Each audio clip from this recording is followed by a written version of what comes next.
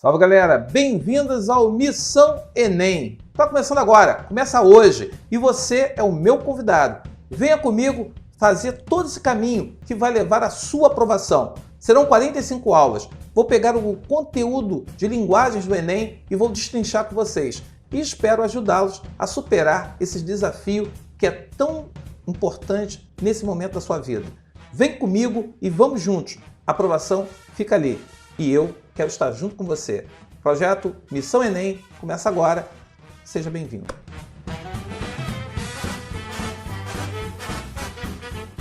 Bem, você que está chegando agora, seja bem-vindo. Meu nome é Sérgio Monteiro, sou professor de língua portuguesa, literatura, redação e já tenho o canal do Monteiro. Esse é o terceiro ano do canal.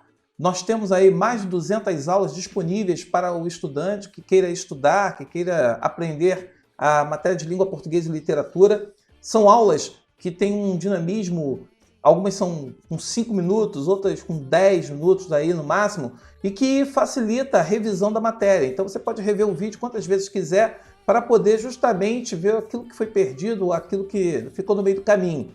Ano passado nós fizemos o Vem Enem. Tem vários vídeos lá explicando alguns conteúdos com questões sendo resolvidas, e fora as aulas que foram dadas na véspera da prova, também voltadas para o Enem. Então você tem muitos vídeos, tudo de graça, 0800. E eu queria pedir a você um favor, você que está assistindo aqui esse Missão Enem.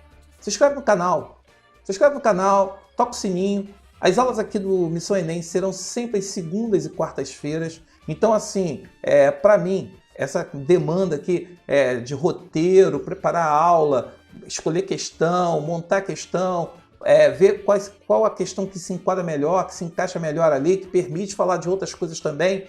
Tudo isso aí, no caso, é pensado para aquele aluno que, de repente, está estudando, está sentindo uma carência de uma atenção maior, porque, por conta da pandemia, as aulas, tem aluno que está sem aula, tem aluno que ainda tem que fazer o Enem e não sabe por onde ir, não sabe por onde começar. Tem o aluno que quer fazer o Enem e está tendo que trabalhar e o único momento que ele tem para assistir aula dentro do ônibus, dentro do trem, dentro aí da barca, voltando para casa, ou o cara trabalha como porteiro, trabalha como, de repente, uma função que permite, inspetor, permite que ele abra um celular e assista a aula, bota o fonezinho, fica ouvindo a aula. Então, assim, e aquele estudante, o garoto que é do colégio público, que está sem aula e está preocupado com o Enem. Então, assim, aqui o canal ele está procurando fazer aulas muito simples, bem assim, diretas, para poder facilitar a vida de quem está sem um acompanhamento, não está conseguindo ter uma sequência de aulas para poder ajudar nesse momento tão delicado. Aula gratuita, você pode indicar para o teu amigo, para o teu colega, para o teu filho, para o teu inimigo, você pode indicar para as pessoas, porque é uma forma de ajudar nesse momento tão difícil. Eu sei que a gente tem assim uma série de questões que passa pela questão psicológica, pela questão da autoestima, por várias outras questões, mas a gente está tentando fazer a nossa parte. Se cada pessoa, cada cidadão fizesse aquilo que pode fazer para poder ajudar a sociedade, com certeza a sociedade estaria bem melhor. A gente tem que usar a internet para coisas boas, coisas positivas. E isso aqui é minha contribuição cidadã para poder ajudar a quem está aí se preparando para o Enem. O Missão Enem, ele terá 45 aulas, 44, 45 aulas. Pode ter mais? Pode. Eu estou colocando inicialmente segunda e quarta-feira. As aulas irão até a véspera do Enem. O Enem acontece dia 17 de janeiro. Então, até 16 de janeiro tem aula no canal. Depois nós paramos e ficamos aí por conta do Enem. Aí nós vamos começar os outros vestibulares, tem outras provas acontecendo, que vão acontecer pós-Enem. Então a gente vai se dedicar. Então, Missão Enem é um projeto de língua portuguesa, ou melhor, de linguagens, porque eu vou falar de literatura, vou falar de artes, vou falar de vários assuntos, todos relacionados à questão da língua e linguagem, que, por sinal, é o tema da nossa primeira aula. Hoje nós começamos aqui abordando isso que é fundamental para a prova de linguagens. Você tem que ler a prova pede leitura. E isso que a prova te pede, é muito importante que você olhe para essa prova e entenda que tudo gira em torno de língua e linguagem. A língua, o conceito, peguei o conceito aí, é um conjunto dos elementos que constitui a linguagem falada ou escrita peculiar a uma coletividade. Veja bem, escrita, falada, mas também aí nós falamos a língua portuguesa, por exemplo. Esses códigos, esses signos que são utilizados na construção do discurso, na elaboração da comunicação, a língua existe efetivamente para isso, para poder ajudar a comunicação, possibilitar uma identidade a uma coletividade. E a linguagem é um sistema organizado através do qual é possível se comunicar por meio de sons, gestos, signos convencionais. E aí que está a grande questão. Agora isso aqui, não adianta ficar aqui jogando conceito, teorias, porque você quer saber o seguinte, tudo bem, eu já li isso em tudo quanto é dicionário, já li tudo isso daí em textos, mas na prática, o que isso daí eu tenho que saber? Veja bem, eu sempre falo para o aluno que ele tem que saber distinguir duas coisas. O que é uma linguagem verbal e o que é uma linguagem não verbal. E o que é uma linguagem híbrida. Por que isso? Ou mista. Vamos simplificar. A palavra é mista, misturada. A linguagem verbal usa o verbo. Então, se ela usa o verbo, ela usa palavras. As palavras, elas são utilizadas, escritas, faladas, para poder expressar, comunicar algo. Eu peguei dois exemplos aqui de Machado de Assis, uma que eu adoro, né? Lágrimas não são argumentos. Bem machadão essa daí, né? E a arte de viver consiste em tirar o maior bem do maior mal. Esse momento que nós estamos vivendo, eu acho que deveria ser isso. Esse momento tão ruim que a gente está vivendo, a gente deveria estar tirando coisas boas, resgatando a importância da família, resgatando a importância da convivência, resgatar o autoconhecimento, buscar o conhecimento pessoal, o conhecimento próprio, aquilo que te move, aquilo que te movimenta. E não adianta chorar, cara, isso não é argumento. Crie frases, estude, leia, construa seu argumento. Então aqui, veja, isso aqui é um exemplo de linguagem verbal. Eu estou usando o código verbal escrito para poder falar com vocês. E eu estou aqui falando com vocês, estou aqui usando esse código, estou usando palavras que são faladas, mas que justamente o quê? Para comunicar com vocês. Então esse é o princípio da prova aqui do Enem. Agora, é muito importante que eu entenda que existem aquilo que a gente chama de linguagem não verbal, que é expressa por signos ou símbolos. É claro que dentro da sociedade, nós vamos utilizar esses códigos que são previamente, aí, no caso, estabelecidos dentro da coletividade para que as pessoas entendam que naquela figura ali, eu vou colocar na porta de um banheiro masculino, para a pessoa saber que ali era um homem. E vou botar uma figura que indica uma saia para poder fazer a referência ao feminino.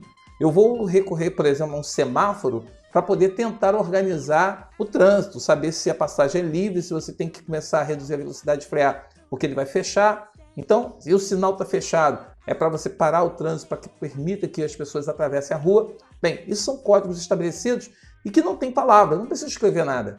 Por quê? Porque você já tem uma educação, uma formação que vai te indicar e orientar como agir, proceder diante de determinados códigos que não tem palavra alguma.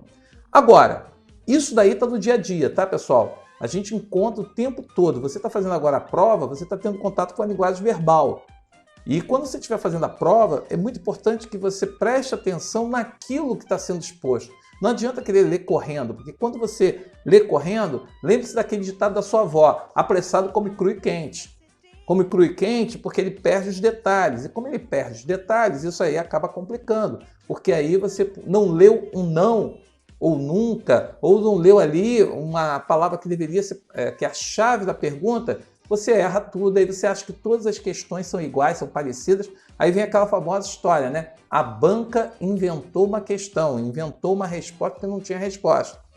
Não é bem assim. Então, dentro da questão da linguagem não verbal, eu tenho a chamada linguagem híbrida ou mista.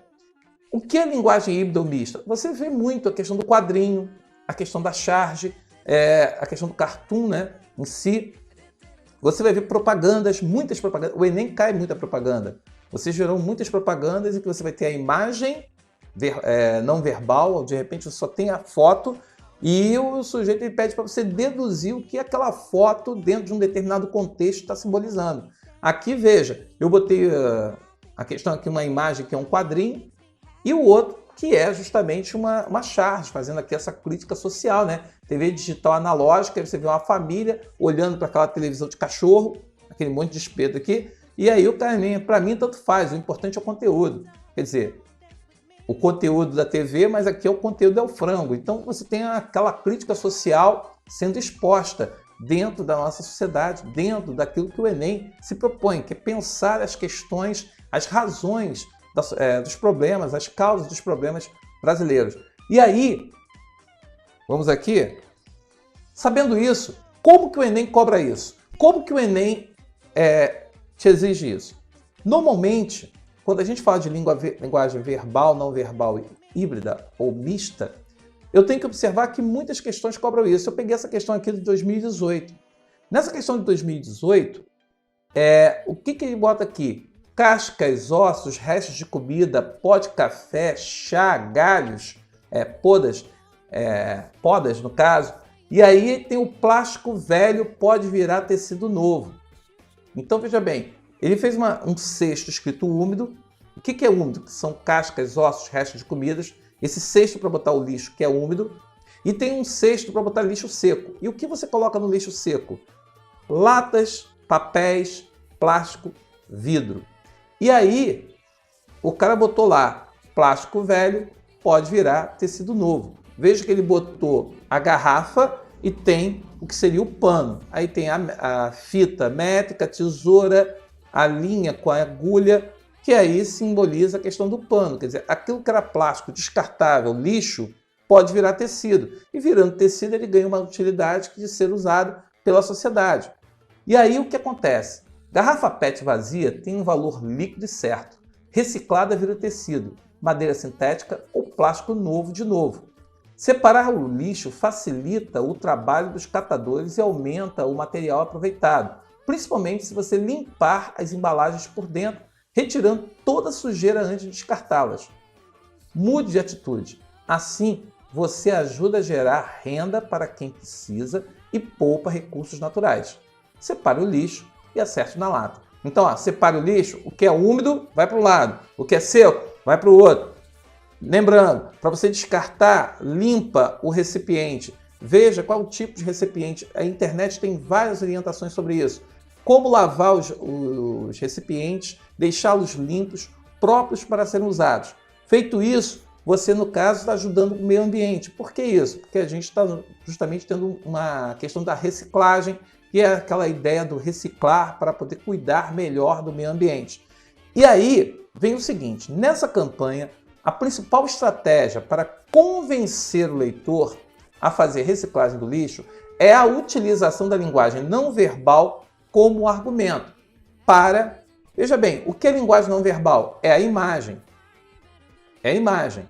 A imagem que eu tenho aqui são as latas, mas eu tenho principalmente a garrafa sendo colocada ao lado do tecido para ele entender que aquela garrafa plástica onde ele vê lixo, aquilo ali vira tecido. Então o que acontece? Na letra A, ele coloca logo de cara, reaproveitamento de material. É justamente isso que a gente está falando. Você usa a imagem ali para mostrar que se você jogar fora de forma correta, esse material tem como ser reaproveitado. Então, a letra A já está dando a sua resposta, já está de cara. Agora, a imagem aqui no caso, o principal argumento não é a questão da separação do lixo, facilidade de separação do lixo, porque muita gente não joga lixo reciclado porque não gosta de limpar para fazer o descarte correto. A melhoria da condição do catador, esse não é o argumento da linguagem não verbal, ele está na linguagem verbal. A preservação dos recursos naturais está na linguagem verbal.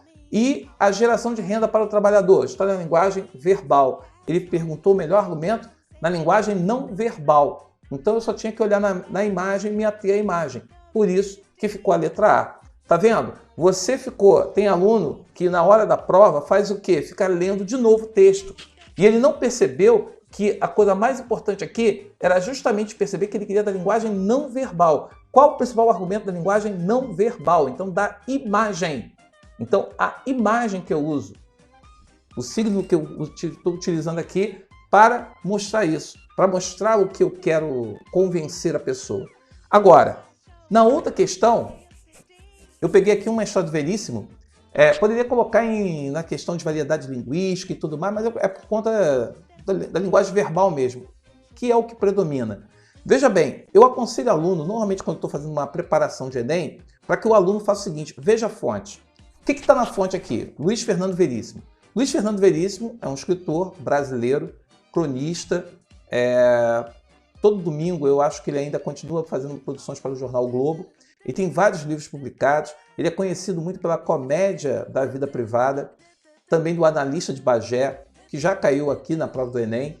E aqui, O Nariz e Outras Crônicas. É um desses livros adotados normalmente para a turma de 6º ano, 7º ano. E é muito legal a forma como ele trabalha com a linguagem.